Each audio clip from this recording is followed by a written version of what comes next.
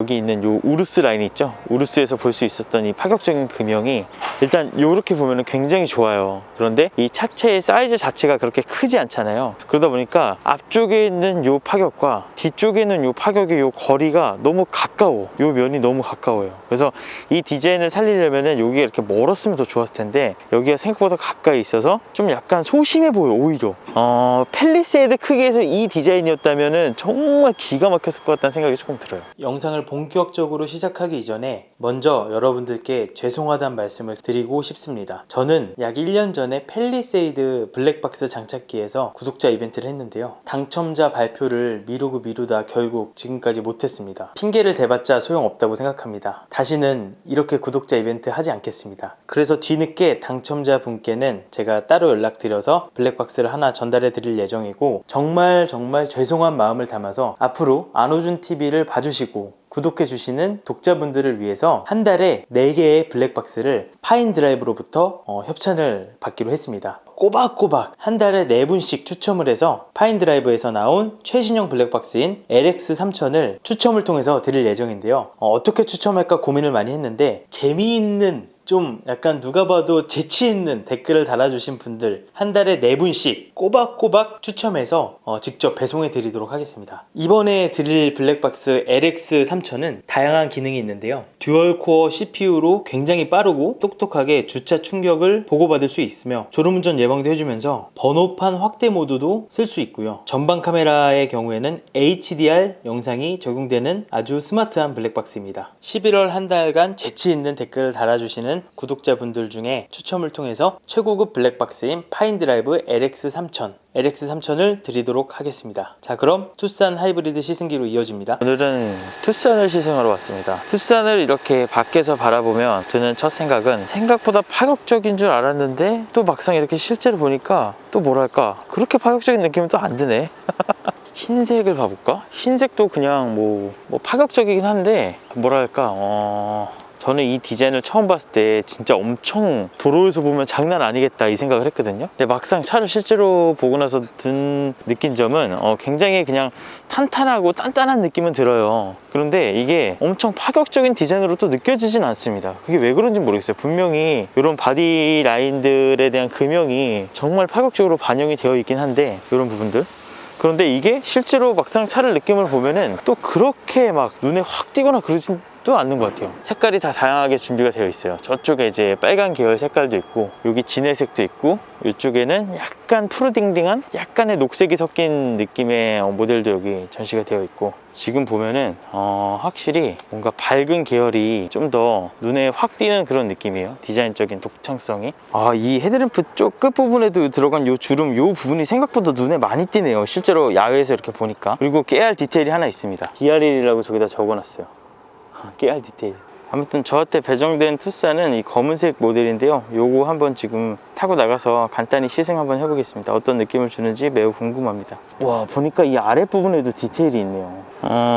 지금 어쨌든 요거는 이제 시동이 걸려 있는 상태인데 이 상태에서는 요 DRL들이 딱 드러나 있죠. 새 깃털 같은 느낌이 많이 드네요. 생각보다. 핸들 로고는 여전히 크고요. 인상적인 거는 도어 핸들이 생각보다 굉장히 아래에 있습니다. 이쪽에 카니발보다도 도어 핸들이, 카니발과 비교해보면 이 도어 핸들이 얼마나 아래에 있는지 알 수가 있죠. 그러니까 지금 여기서 디자인이 한번 끝나고 여기서부터 시작되는 디자인이 있죠. 얘가 굉장히 중요하다 보니까 도어 핸들 들어갈 위치가 이 아래로 갈 수밖에 없었던 것 같아요. 그래서 상당히 아래에 있는 도어 핸들을 열고 실내를 한번 보도록 하겠습니다. 일단 실내는 기존에 우리가 볼 수 있었던 현대차 스티어링 휠, 소나타나 아반떼나 이 모양을 많이 봤었죠. 그리고 실내 디자인 자체는 기존의 현대차에서 또 볼 수 없었던, 기존에는 그냥 수평적인 라인으로 에어벤트를 이렇게 쫙 일자로 깔았다면 이번에는 굉장히 대시보드의 높이를 많이 높여서 에어컨을 제일 위에다 달고 액정을 아래다 달았어요. 다른 차들은 다 액정이 위에 있잖아요. 시선이 뭔가 조금 아래쪽으로 많이 내려야 되는 그런 불편함은 있을 것 같은데 운전하면서 한번 느껴볼게요. 아무튼 이 디자인 자체가 기존의 현대차에서는 조금 느낄 수 없었던 부분이라서 어떠세요, 여러분들은? 저는 개인적으로는 괜찮은 것 같아요. 모든 디자인을 다 통일하는 것보다는 모델별로 이렇게 디자인을 다르게 나눠 놓는 게 좀 더 마음에 듭니다. 그런데 산타페에서도 느꼈던 부분인데 이 시트 레일 안쪽 마감, 요거 좀 플라스틱 커버로 덮어주지. 이건 좀 아쉽네. 그리고 여기 암레스트 높이가 생각보다 굉장히 높습니다. 기어 시프트 위치도 그렇고 시트가 여기까지 내려오는데 이게 이만큼이면 상당히 높은 것 같아요. 실제로 타서 봐도 여기가 굉장히 높이가 높아요. 지금 라디오가 나오고 있는데 이 라디오는 잠시 줄이고, 이게 볼륨 노브가 있으면은 한 번 누르면 음소거가 되잖아요. 그게 없다 보니까 이렇게 터치를 많이 해줘야 됩니다. 물론 여기서 한 번에 음소거를 여기서 할 수도 있긴 합니다. 일단 시트 포지션을 저한테 맞춰보고 출발을 해보도록 하겠습니다. 시트 포지션을 제일 낮췄는데 뭐랄까 좀 이렇게 좀 시트 포지션 아무리 낮춰도 좀 높게 앉아있는 느낌이 좀 들어요. 그리고 저는 개인적으로는 이 시트를 다 낮추고 운전하는 성격인데 여기 아무리 낮춰도 여기가 시트가 이렇게 기울어져 있어요. 시트가 이게 허벅지가 많이 올라와 있습니다. 이쪽으로 기울기가 꽤 많이 올라와 있어요. 연비는 리셋을 하겠습니다. 자, 리셋을 했고요. 자, 그럼 한번 출발해 볼게요.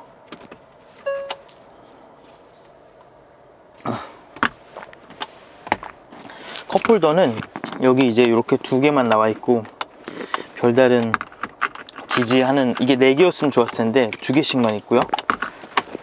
와, 이쪽은 공간이 굉장히 깊네요.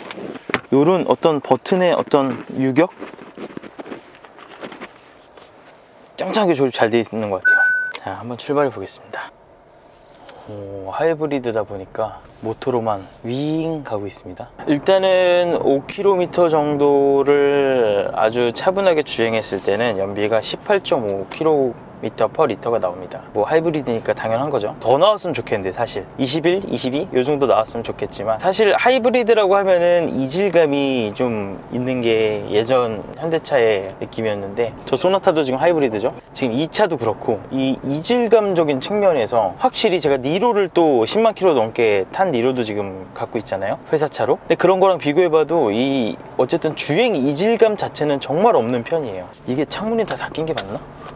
차가 너무 조용해서 그런가? 외부 소음이 생각보다 많이 들립니다. 디젤이었다면 이 정도는 아니었을 텐데. 자, 하이브리드는 내비게이션 화면이랑 이 연비 정보, 그리고 하이브리드가 어떻게 구동되는지 그거를 좀 동시에 확인하고 싶은데, 사실 내비 보는 게 더 중요하잖아요. HUD가 없는 상태에서는 이렇게 내비를 띄워두고 에너지 흐름들을 또 여기서도 볼 수가 있거든요. 그래서 에너지 흐름들은 여기서 보고 평균 연비는 또 여기서 보고, 이렇게 화면 구성을 하는 게 이 현대차 하이브리드 구성에서 가장 좀 이상적인 구조가 아닐까 싶습니다.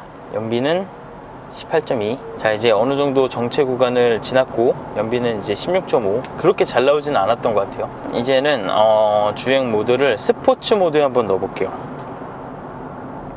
스포츠 모드에 놓으면은 응답성, 엑셀레이터 페달을 밟았을 때 응답성이 확실히 개선이 됩니다. 스포츠 모드에서도 아쉬운 거는 엔진 RPM을 보여주진 않아요. 그냥 무조건 화면은 이겁니다. 차지, 에코, 파워. 스포츠 모드에서의 엔진을 요리하는 데 있어서 상당히 눈을 감고 있는 느낌이 좀 있어요. 그래서 패드 시프트를 만져서 엔진 소리가 들려오는 걸 들어보면 지금 몇 RPM인지 소리로 추측을 해야 돼요. 그래서 조금 아쉬운 거는 이제 토요타 하이브리드들을 보면은 스포츠 모드로 바꿨을 때는 효율을 나타내는 바늘이 아니라 엔진 RPM을 띄워주거든요. 여기서 엔진 RPM을 보여줬다면 좀 더 좋지 않았을까, 스포츠 모드에서. 좀 밟아보면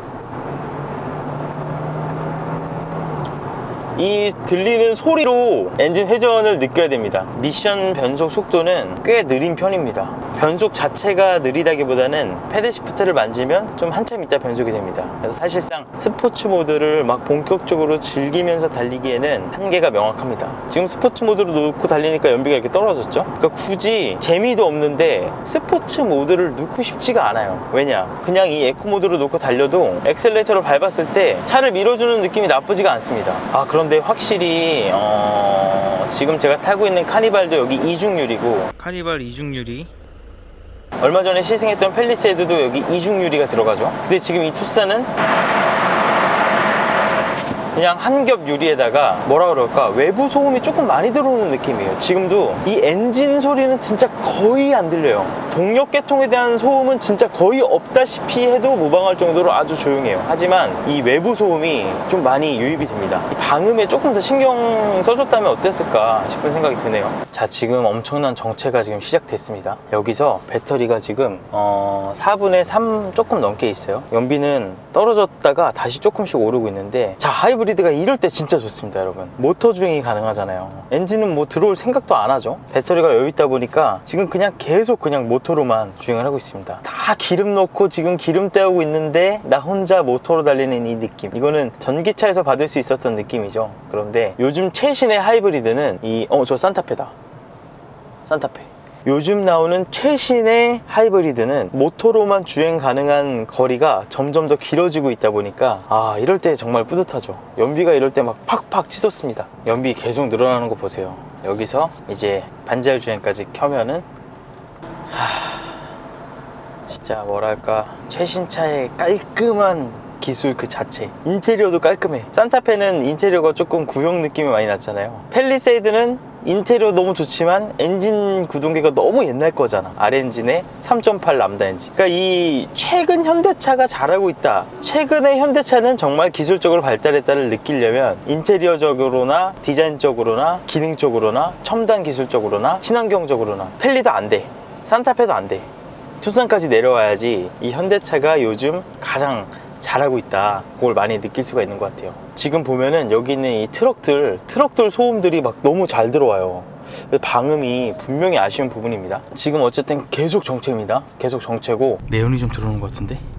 산림청. 어쨌든 계속 정체고, 배터리는 아까 4분의 3이 있었는데 지금 절반 이하로 내려갔죠. 평균 연비는 17.5까지 올라갔습니다. 아까 11까지 떨어졌었거든요. 근데 운전을 해보면서 느껴지는 부분은 이 모니터가 아래에 있는 게 확실히 안전 운전하는 데 도움이 덜 된다는 건 확실해요. 산타페나 팰리세이드나 카니발이나 코나 이런 차들이 요 모니터가 지금 여기 있잖아요. 근데 지금 보면은 시선을 아래로 생각보다 많이 내려야 돼요. HUD라도 있었으면 그나마 괜찮았을 텐데 HUD도 없고 이 모니터도 낮고, 디자인적으로는 만족스러우나 이 모니터 위치는 마음에 들지 않습니다. 지금 고속도로를 계속 달리고 있는데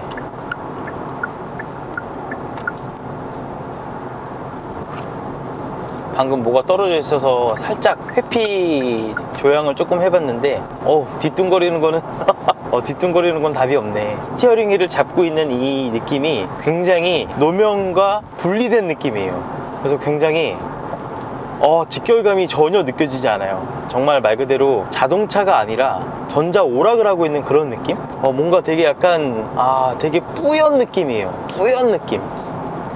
이러한 어떤 주행에 대한 즐거움을 줄 수 있는 부분은 전혀 없다고 보셔도 돼요. 그런데 아까부터 되게 인상적이었던 건 뭐냐면, 일단 조용한 거, 승차감이 생각보다 좋아요. 제가 요즘 타고 다니는 카니발보다 승차감이 2배는 좋은 것 같아요. 팰리세이드보다도 승차감이 좋아요. 팰리세이드도 되게 통통 튀는 느낌이 강하거든요. 그런 거에 비교하면은 이 투싼의 승차감은 굉장히 마일드합니다. 소형 SUV가 줄 수 있는 그 승차감의 한계를 벗어난 느낌이에요. 승차감은 정말 좋다. 놀라울 정도로 좋습니다, 승차감. 지금 이 안 좋은 노면 달려도 이 차에서 올라오는 진동 같은 거나 요철을 소화하는 능력이 되게 고급져요. 어떻게 이럴 수가 있지? 어떻게 팰리세이드보다 승차감이 더 좋냐고. 이런 충격 가볼까? 이거 봐, 엄청 부드럽다니까, 승차감이. 근데 소렌토 하이브리드랑 소렌토 그냥 일반 디젤이랑 하이브리드가 승차감이 더 좋거든요. 그러니까 이 하이브리드 구조가 되면은 그 무거운 배터리가 하단에 쫙 깔리고 서스펜션 설계를 거기에 맞춰서 하다 보니까 운전자가 느끼는 승차감에 대한 완성도가 더 좋은 것 같아요, 하이브리드가. 소렌토도 그랬어요. 그러니까 이 투싼도 지금 하이브리드라서 이 정도 승차감과 이렇게 부드러운 주행 감각을 주는 것 같은데, 일반 디젤 모델이나 가솔린 모델은 분명히 좀 현대차 특유의 그 통통 튀는 느낌이 분명히 있을 것 같아요. 가솔린 투싼과 디젤 투싼은 어떤 느낌을 줄 것인지 한번 느껴보고 싶어요, 빨리. 되게 부드럽습니다. 지금 보세요. 이런 데를 이렇게 지나도 와, 정말 부드러워요. 브레이크에 대한 이질감은 여전하네. 브레이크를 밟았을 때 페달을 밟는 그 강도에 따라서 브레이크가 정직하게 반응을 안 하는 느낌이에요. 뭐랄까, 브레이크도 이 스티어링 감이랑 똑같아. 되게 이질감이 있어요. 오락하는 느낌, 전자 오락. 아쉬운 것도 분명하고 만족스러운 것도 분명합니다. 중간 반환점에 도착해서 드론 띄운 김에 익스테리어를 하늘에서 한번 보시죠. 와, 밖에서 본 투싼은 확실히 임팩트가 있군.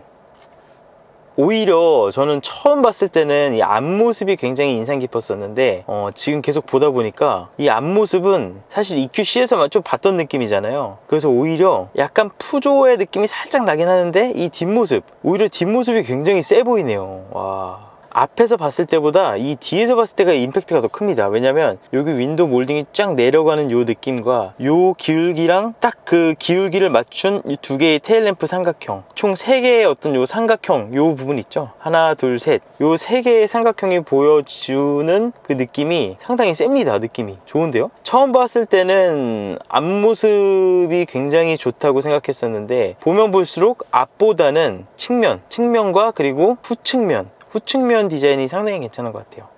자, 지금까지 투싼 하이브리드 시승기였습니다. 재미있는 재치있는 댓글 11월 한 달간 많이 부탁드려요. 투싼 일상에서의 시승기도 기대해주세요. 이 영상이 유익했다면 안호준TV 구독하기, 새 영상 알람 설정, 좋아요, 댓글 부탁드릴게요. 다음 영상에서 만나요, 여러분. 안녕.